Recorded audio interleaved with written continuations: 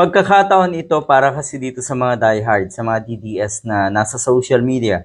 Katulad na itong sina Badoy, sina Jason sa para ikonekta yung pagkakasakit, kamakailan nga ni PBBM, ikonekta yon sa talagang hindi magandang kalusugan ni PBBM. At yun nga, ikonekta rin sa pagiging bangag at addict nga daw na itong si PBBM.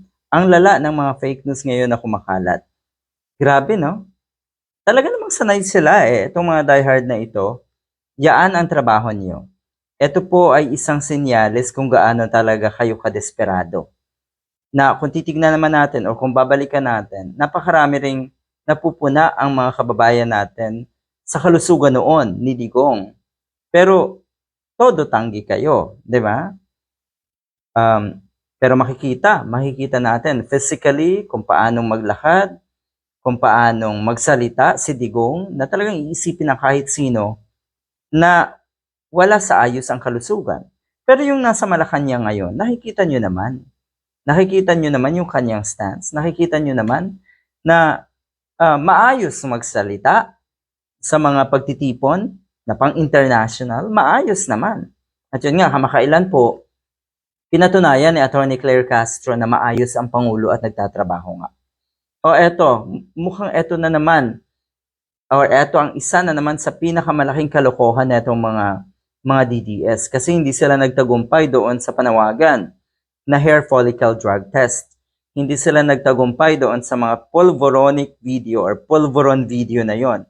Ngayon naman, ang sinasabi nila, dapat daw isa publiko ang result ng HIV test ni PBBM. Mantakin nyo, dumating na kayo sa puntong ganito.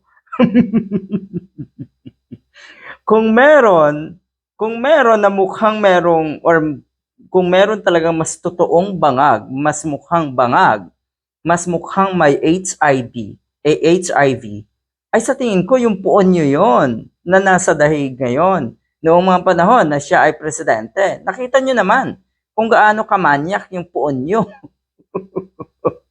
May amats na daw talaga itong mga DD shits na ito.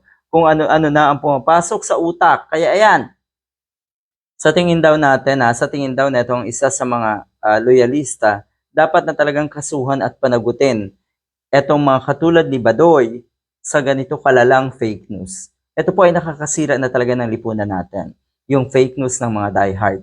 At sa tingin ko, yung existence ng mga diehard dito sa ating bansa, ang pinakamalaking problema na meron tayo.